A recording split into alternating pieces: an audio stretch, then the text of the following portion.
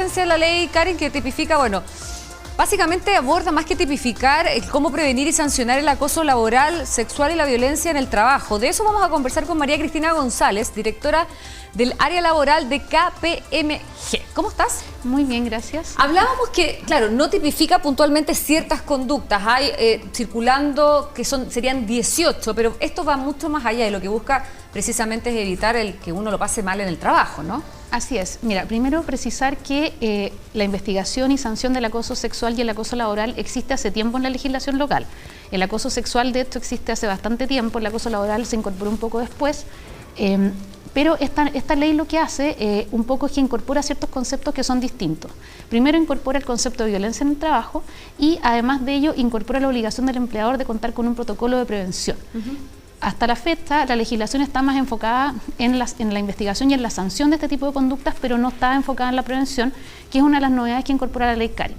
Por otra parte, además de la violencia en el trabajo, que es un concepto completamente nuevo, modifica también el concepto de acoso laboral. Hasta hoy día, el concepto de acoso laboral requiere un hostigamiento reiterado de parte del empleador a un trabajador, de un trabajador a otro trabajador, de varios trabajadores a otros trabajadores, pero a partir de mañana, ese concepto cambia y basta con una sola conducta, que probablemente es como lo más complejo que trae la ley. Es lo más controversial, Así porque para muchos, claro, esta ley exagera un poco la nota en eso, porque finalmente las relaciones humanas no son del todo fáciles, ¿no? Así y normarla a ese nivel de detalle puede ser algo difícil y complejo, sobre todo en el límite, en esa línea fina que muchas veces divide el buen comportamiento del mal comportamiento, de la broma no la broma. Así es. Y en ese sentido, un trabajador que se sienta agredido, ofendido, ¿qué tiene que hacer? Si solo una vez, por ejemplo, un jefe lo insulta, lo trata mal o lo denosta. Claro, el empleador va a tener que contar ahora con este protocolo primero y después va a tener que contar con una especie como de institucionalidad para efectuar y recoger esas denuncias, porque además lo que establece el reglamento de la ley Karen es que no se puede efectuar un examen de admisibilidad de denuncia. Entonces, si un trabajador va y comenta con alguien que puede ser del equipo de recursos humanos, por ejemplo, y esto lo hace en el contexto de la ley Karen y dice, bueno, en realidad quiero denunciar, y esa denuncia es verbal, la persona va a tener que tomar un acta y se va a tener que iniciar un procedimiento de investigación. Y finalmente lo que va a pasar es que va a ser un poco, él dijo, yo dije, es que claro, ¿verdad? Entonces, es que es súper difícil entre las relaciones humanas y laborales, además, ¿no? Además, tenemos que considerar que hay una subjetividad importante en esta materia, o sea, lo que para alguna persona puede ser ofensivo, para otra persona podría no serlo.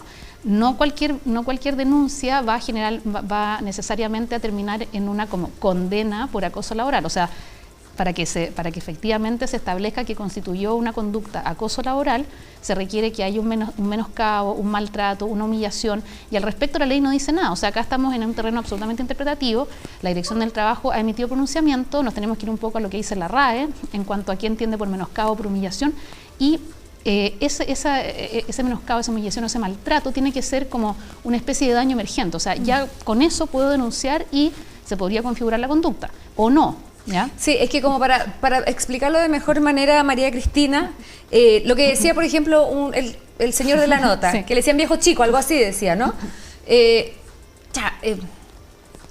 A ver, es que caemos un poco en la caricatura también, así ¿no? es, absolutamente. Lo que puede ser denostar a alguien, insultar a alguien o ofender a una persona.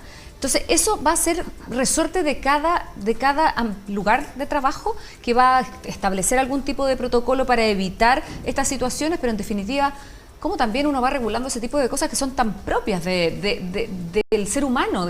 Por eso insisto, es muy fina la línea. Son muy propias del ser humano y también, por ejemplo, son muy propias de nuestra cultura. De nuestra cultura. Por ejemplo, creo que el foco, lo más relevante ahí va a ser la prevención. En KPMG lo hemos conversado bastante y creemos que el foco preventivo va a ser el principal.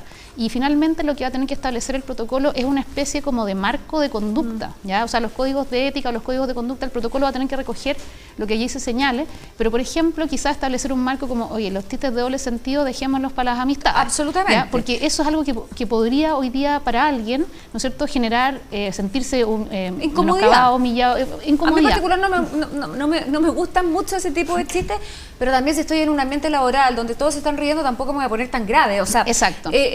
Finalmente es tratar de hacer y propiciar que los lugares de trabajo sean lo más agradables posible. Así Ahora, es. pero es clave aquí, finalmente, los protocolos que se fije la propia empresa. Y ojo, cuando hablamos de empresas nos imaginamos grandes corporaciones. Muchas veces son más chiquititas, oficinas donde hay 7 personas, 6 personas, o espacios que no son una empresa, pero que también son espacios de trabajo donde coexisten más de 2 personas. Así es. Bueno, otro análisis que hemos hecho en KPMG un poco tiene que ver con eso, porque, claro, esto está pensado o se piensa que en las empresas grandes, ¿no es cierto?, van a tener como esta especie de institucionalidad, pero ¿qué pasa con las empresas más chicas? O sea, vamos a tener este protocolo de prevención, ¿no es cierto?, pero igualmente cualquier cosa podría dar pie a una denuncia, lo que va a generar una conflictividad interna que hoy día no existe, probablemente porque se trata a través de WhatsApp, hablando por la espalda, que también es algo súper chileno. Entonces hoy día la invitación es, con la ley, al final la invitación es como, bueno, hagamos esto patente. Creo que idealmente... Como una autorreflexión, claro, también del lugar... A ver, hasta dónde nos damos en nuestro marco de funcionamiento y qué cosas no queremos permitir. Exacto. Ahora, efectivamente, cualquier cosa puede dar pie a una denuncia. Cualquier cosa puede dar pie a una denuncia y en el fondo lo que va a pasar es que si hoy día tengo algún problema con un compañero de trabajo, ¿no es cierto?, que a lo mejor no le digo nada, pero en realidad igual encuentro que es pesado, que me trata más o menos mal, no sé, pero también hay un componente subjetivo relevante que considerar ahí. Entonces lo que puede pasar es que me van a dar ganas de denunciarlo, ¿no es cierto? Entonces hoy día, como a lo mejor... esto no era reiterado, pero a lo mejor voy a tener ahora algún motivo para poder denunciar. Entonces puede llegar esa conflictividad al espacio de trabajo, porque igualmente el empleador tiene que tomar esa denuncia, tiene que incorporar las medidas de resguardo, que implica separar espacios o redistribuir los turnos, ¿no es cierto? Además, la atención psicológica temprana de parte de las mutuales de seguridad, pero eso igualmente va a romper un poquito el equipo, ¿no es cierto? Va a generar un problema, va a generar una conflictividad, a lo mejor otros se van a sentir con ganas también de denunciar, entonces va a mostrar temas quizás latentes que nadie quiso conversar antes y lamentablemente este va a ser como el gatillante de eso. O sea, ahora, perdóname, María Cristina, ¿qué pasa con la denuncia? Una vez que se abre el proceso interno dentro de, pongamos la empresa, pero sabemos que nos referimos a mucho más que aquello. ¿Esta denuncia dónde termina? ¿Puede terminar en tribunales, en la dirección del trabajo? ¿Cuál es el tipo de sanción que puede haber? ¿Una persona puede perder su trabajo al ser denunciado por la ley, Karin? O sea, una persona puede perder su trabajo si, por ejemplo, es denunciado por acoso sexual y luego es considerado que se configuró la conducta de acoso sexual, porque el acoso sexual efectivamente es una causal de terminación del contrato de trabajo sin derecho a indemnización. El acoso laboral no está tipificado como tal. Normalmente las sanciones de acoso laboral y acoso sexual se encuentran establecidas en el reglamento interno. ¿Ya? Entonces el reglamento interno de la empresa, que es una obligación que tienen todas las compañías que tengan 10 o más trabajadores, tienen que contar con un reglamento interno. Entonces hoy día la ley te obliga además a incorporar este protocolo de prevención. Pero una vez presentada una denuncia se tiene que iniciar esta investigación. Si es que la compañía no tiene los recursos para poder hacerlo, lo puede derivar a la Inspección del Trabajo. Y la Inspección del Trabajo tendrá que llevar adelante la investigación y luego emitir un informe con la conclusión de si efectivamente se incurrió en una conducta de acoso laboral o acoso sexual o no. Y en base a eso, el empleador tiene que tomar las medidas correspondientes, que es aplicar algunas de las sanciones que estén establecidas en el reglamento interno. Por ejemplo, en materia de acoso laboral, por ejemplo, se podría sancionar al trabajador con una amonestación verbal, una amonestación escrita, una anotación como negativa en el fondo de su hoja de vida. Claro, y lo otro que podría ser... ¿Descuento de salario? Sí, exactamente. También hay una multa en el fondo que se puede imponer sobre la remuneración. Ya. Ahora, mañana comienza a aplicarse esta ley y sin duda va a generar muchos espacios de discusión por lo mismo, por la sutileza y también por la idiosincrasia del chileno. Nosotros somos muy buenos para todo, somos muy buenos. Ahora, probablemente vamos a tener que reflexionar si efectivamente hacemos sentir bien o mal a la otra persona también tratándola de esa manera. Entonces viene a abrir un espacio de debate y de reflexión de cómo nos tratamos también más allá de cómo estamos acostumbrados a hacerlo. Sí, también creo que debería generar quizás ese empoderamiento a que al que le moleste que le digan de una determinada manera, también levantarlo, decir, oye, me molesta que me digan ese apodo, porfa te pido que no me lo vuelvas a decir. También muchas veces la gente se queda callada, no dice lo que le molesta y después entonces va acumulando esa rabia y después va a presentar una denuncia por la ley Karin. Vamos con la ley Karin entonces a partir de mañana.